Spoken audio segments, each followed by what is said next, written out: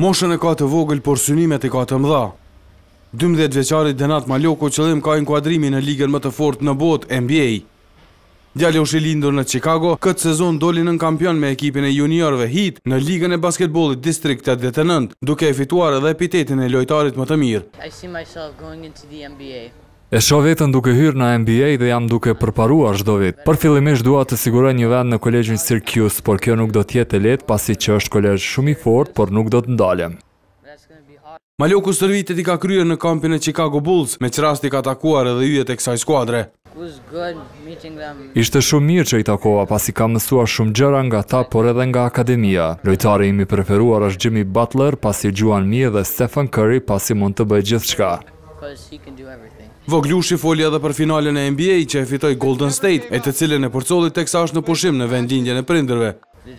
E kanë merituar pasi kanë bërë lojë të mirë ekipore dhe kanë lojtarë shumë të mirë, prandaj edhe ja kanë dalë.